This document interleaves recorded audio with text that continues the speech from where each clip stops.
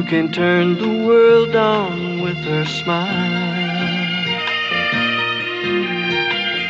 Who can take a nothing day and suddenly make it all seem worthwhile? Well, it's you, girl, and you should know it. With each glance and every little movement you show it. Love is all around, no need to waste it. You can have the town, why don't you take it? You're gonna make it after all. You're gonna make it after all.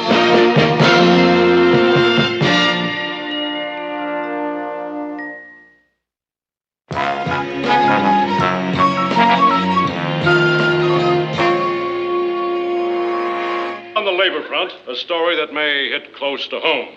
This is it. The Television Newswriters Union has so far failed to come to a negotiated agreement with the Association of Independent Television Stations, with the strike deadline set for 6 p.m. tomorrow night.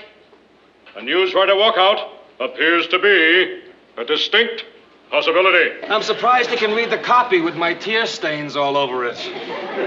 I'll be back tomorrow with the news. Or without the news if we go on strike. Murray, if you guys go on strike, I think we'll be able to muddle through without you. Sure you will, Lou. Ted is able to muddle through even when we're here. Hey, you're both talking as though there's definitely going to be a strike, and you don't know that for sure. Do you? You never can tell. Don't forget that big television strike in '61. And that one lasted 4 months. My picket sign turned yellow. Well, another big hour put to bed. Well, you put your audience there anyway. Hey, Murray, what's the latest on the strike, man? Strike? What strike? Ted, you just read about it on the air. Oh, really? I wasn't listening. The newswriters, Ted, they're probably going to go on strike. Hey, Gordy, you don't really think there'll be a strike, do you? Well, I sure hope not. Why? That's not your union. Yes, it is. I write my own weather reports. You see, Gordo, that's a mistake I never make. I never write anything. Nobody here's seen me write anything, have they? You don't hear many people bragging about being illiterate. Hi, everybody. Oh, hey, Al, have you heard anything about the strike? Heard anything? That's all I've heard all day long. I'm on a negotiating committee, and I just got out. So what did you hear? I don't know. He's too close to me. Have you guys heard any rumors? Oh, not in the last 5 minutes. Boy, it's sure a bad time for us to think about striking. Why's that? Because it's snowing outside, and I don't like to picket in slush. Snowing? Yeah, it's really coming down. Mary, see you in a minute. Coming, Mr. Grant. You know, Mary, I don't care what anybody says. I predict there's going to be a settlement. There, you see, you guys, that's what I'm trying to tell you. Gordy knows what he's talking about. Of course, I'm the guy that predicted fair and warmer today, too. Yes, sir. Sit down, Mary. You know what we are? Well, we're Management. When there's a strike, management is expected to report to work. Then you do think there'll be a strike, huh? I'm not saying that. But I remember the first time I had to cross a picket line. Like you're going to. Soon. I felt rotten. They were all my friends. Guys I'd spent long hours with. They were booing me. Swearing at me. I had to do it. Was that the big television strike in '61? No, that was a big bartender strike in '59.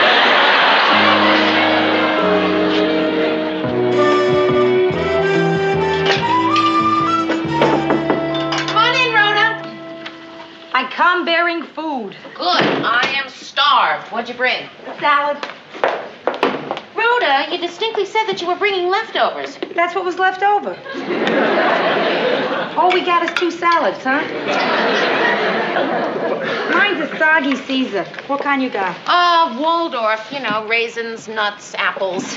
Good. Yours will be dessert. Hey, Mayor, I see where there's going to be a strike down at your station. No, it's not definite. It's more definite than you think. I was down picking up window display cards at the sign shop, and they were working on the picket signs. Oh, boy. I'm going to feel terrible crossing a picket line with Gordy and Murray in it. You're going to cross a picket line? Well, yeah, I have to. I'm management. What's the matter? You're the first management person anyone in my family has ever socialized with. Really. I mean it, Mayor. You are the bad guys. Thanks. No, it's true. I come from a long line of labor. The only person in management my father could tolerate was Casey Stengel. Go ahead, Rhoda, make jokes, but when I have to cross that picket line, believe me, it's not going to be any fun. Hey, look, Mary, I'm sorry. I know it isn't funny to you, and it's not going to be pleasant what you got to do. But life isn't easy when you're a dirty, rotten scab.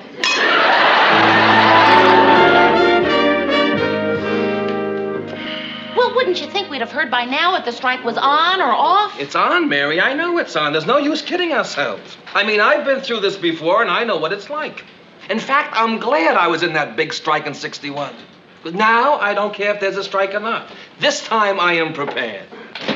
We're on strike. No. What am I going to do? Mary, look, I have house payments. The kid needs braces. I just bought a new car. I don't know what I'm going to do. A long strike will wipe me out. Oh, Murray, I'm sure it won't be a long one. Hi, guys. What's happening? They're on strike. Here's the wire story. Why are we always the heavies? It's always management's offers, but unions demand. Don't worry about the weather, Gordo. I'll cover that base for you. Ted, how are you going to know what the weather's going to be? You'll tell me. I'll be picketing outside. But that's perfect. You know exactly what the weather's like. Boy, you're a happy man, aren't you, Ted? For sure. I'm not going to be out of a job we want you to know that we in management wish you fellas the best of luck. Right, Lou? Ted, you're not management. Well, what am I then? You want to take it, Lou? Nah, it's too easy. Ted, what are you doing standing around here? You're on the air in 10 seconds. Never fear, Lewis. When you've been doing this as long as I have, you learn to play it right down to the wire.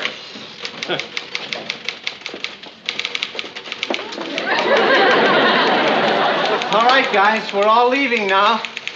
Murray. No, I'm right in the middle of this strike bulletin.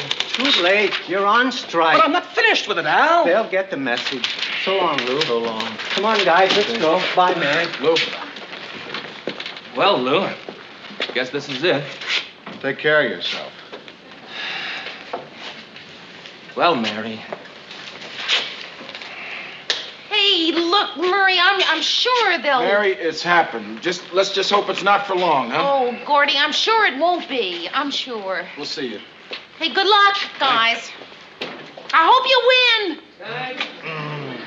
Well, I do. I hope they win.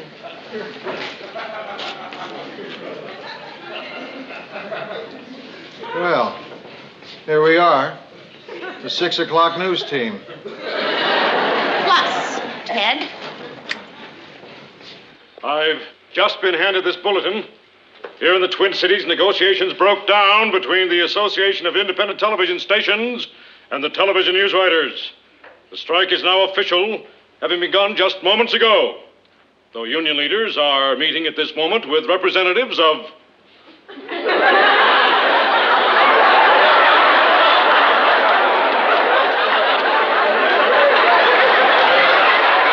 representatives of those other people who are in strike.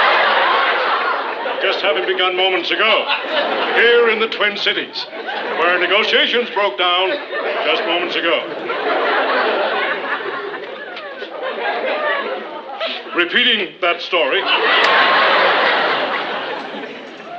Mary, I think he's stuck.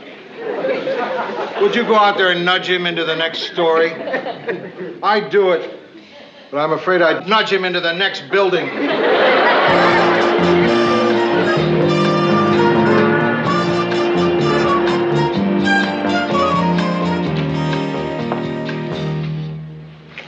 What do you say, management?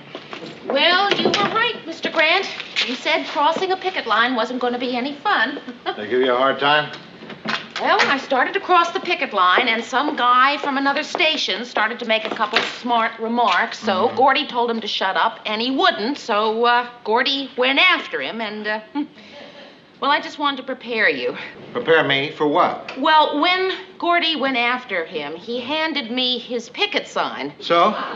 So there was a newspaper photographer there, and there may be a shot of me in tomorrow's paper holding a sign that says, "You stink." Those picket lines? Ted, what happened? They rough you up? No, I got dirty going up the fire escape. You climbed 9 floors up the fire escape? 10, really. I lost count and overshot. I'm not looking forward to that trip down, I can tell you that. Well, Ted, look at it this way. On your way down, there's very little chance that you can overshoot the ground floor. I don't know, it'll be pretty dark out there. Oh, say, Louis, how about the show tonight? I'd just soon not wing it again. Are you going to write the news? No, Mary is. I am? Oh, really? How great for you. What a terrific opportunity. I just know you're going to do a crackerjack job. Lou, talk to you a minute. Lou, what are we doing here? That girl's no news writer. Ted, it all balances out. Mr. Grant, I agree with Ted. Why don't you write the news? I agree with Mary. Well, I'd like to. Good, it's settled. But I can't. The technicians just walked out in support of the newswriters. I'm going to be number 2 cameraman on the Chuckles the Clown show. Who's more important, me or some dumb clown?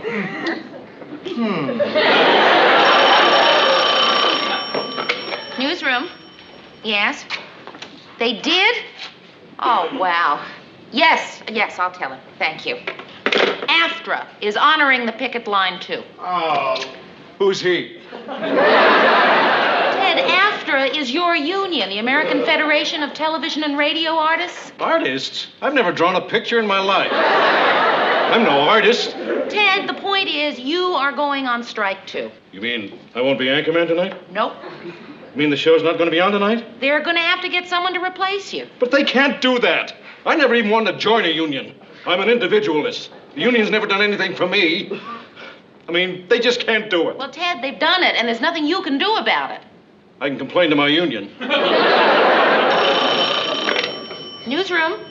Just a minute, please. Mr. Grant's for you. Say, Mary, I can do it if you don't tell anyone. No, Yeah. Ted. Yes, I can put on a mustache. Ted, they'd recognize your voice. I'll talk funny. Who are we going to get, Mr. Grant? Well, whoever it is, they can't use my blazer. It wouldn't matter, Ted. It won't fit the person who's filling in for you anyway. Oh, no. Oh, Mr. Grant. Hey, you don't mean it's going to be... No, Oh. Well, who then? me. You? Me. On the air? Me.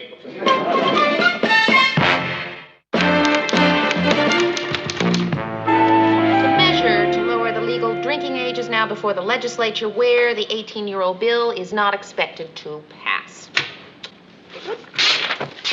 Hi. Huh? Mr. Grant, why aren't you in makeup? You go on in just a few minutes. I didn't have time, remember? I had to do camera on the Chuckles the Clown show. Who did they get to replace Chuckles? His producer. Boy, you know, I can't picture Herb Bernstein in a clown suit. I've been looking at him for a half hour and I still can't picture him. Well, you see, there's something, Mr. Grant. At least you don't have to go out in the air and make a fool of yourself. I don't want to talk about it. Let's see what you've been doing here.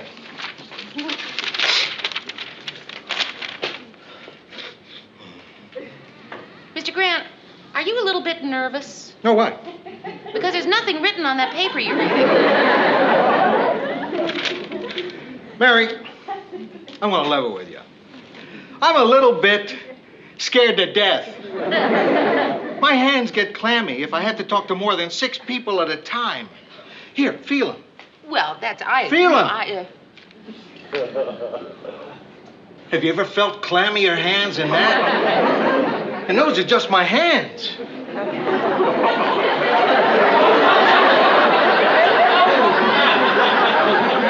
Can you imagine what the rest of me is like? I'm just one big walking clam. I don't want to talk about it. Let's go over this. Some of it might need a little punching up, but, you know, I think on the whole you'll find it pretty readable. This isn't the story.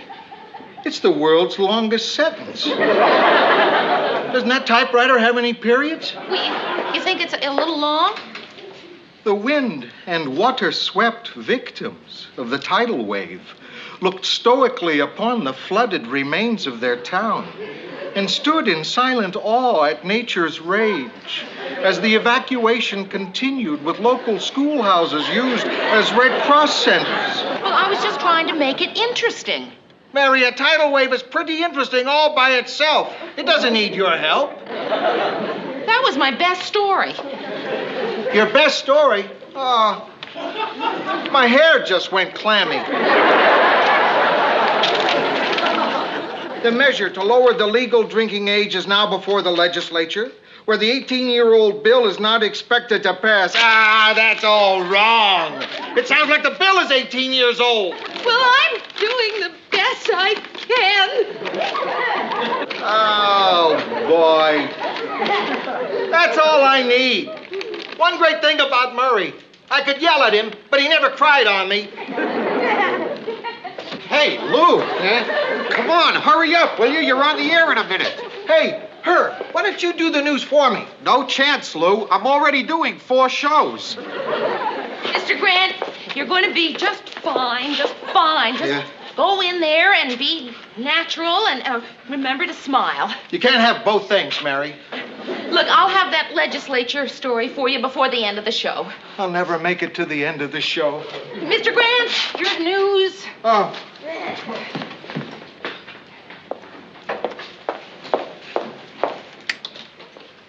For those of you who are not aware of it, we are in the midst of a strike. So management personnel have been filling in for the striking performers.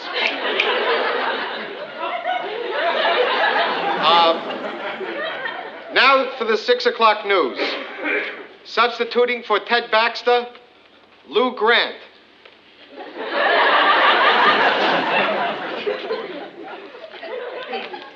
Good evening, ladies and gentlemen. This is Lou Grant with the 6 o'clock news.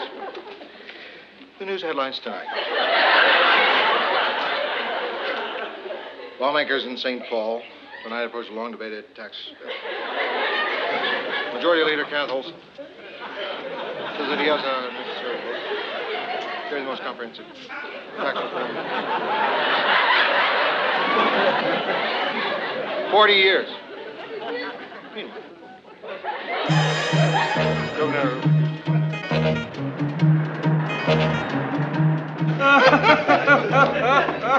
And when the sound boom came down in the picture, Lou looked like he was going to bite it. His hand was shaking so hard. He looked like he was fanning himself with the carpet. And how about when he burped?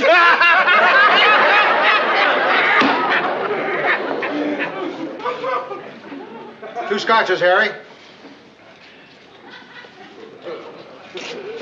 Mary, you want anything?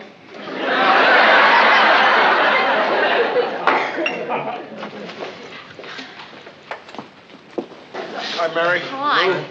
How are things on the inside? Oh, fine. So, I guess you guys caught me on the air, huh? What do you mean?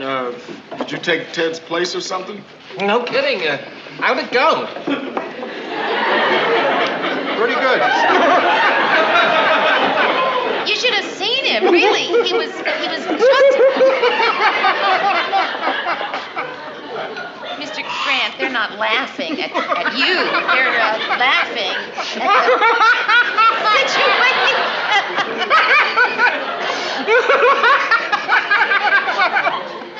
What about you, Mary? You laughing at the situation, too?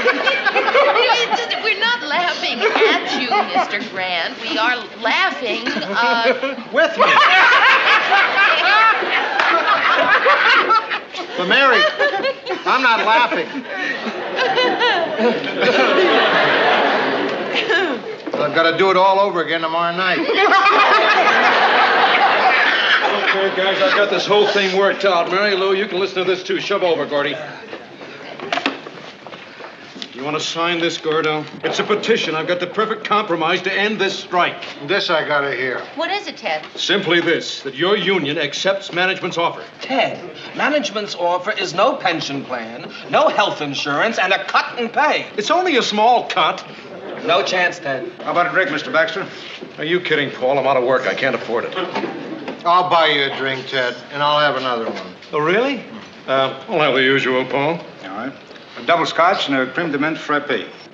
Paul, give me one of those hard-boiled eggs, too, will you?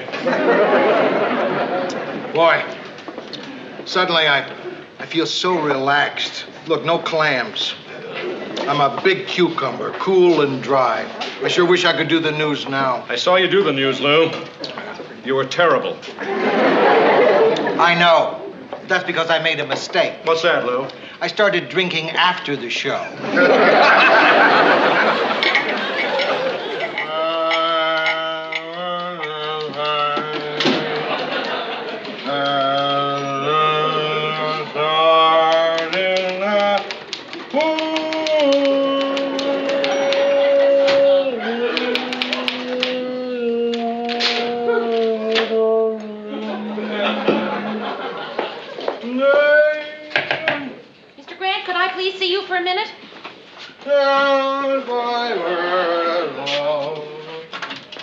Who is it? It's Mary. Oh, of course, Mary. Come right in and sit down. Uh-huh. Now, what is it you want, Mary? Mr. Grant, I am going to say something to you now, and I hope you realize that I mean no disrespect whatsoever. I understand how you feel about your authority in the newsroom, and I would do nothing to circumvent that. Mr. Grant! Now, what did you want to say, Mary? Mr. Grant, you are in no condition to do the news tonight. No. I was in no condition to do the news last night. But tonight,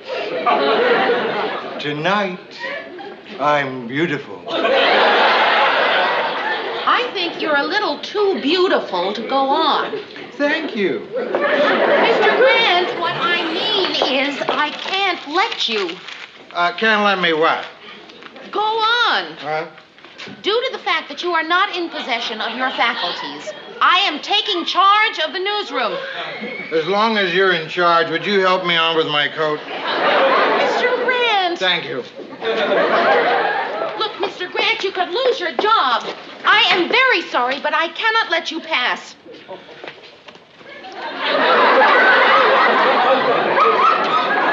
Okay, go ahead. Go on.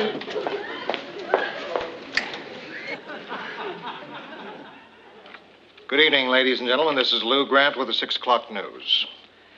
Quints were born in Caracas, Venezuela.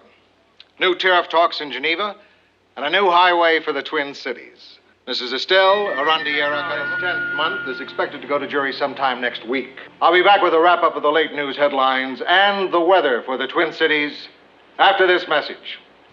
Blast is my secret. How am I doing? Oh, Mr. Grant, just great. You're so cool and professional. Thank you. Where are you going? I'm going in to get a little more professional. Well, listen, Mr. Grant, I'll fix you a cup of coffee. How about that?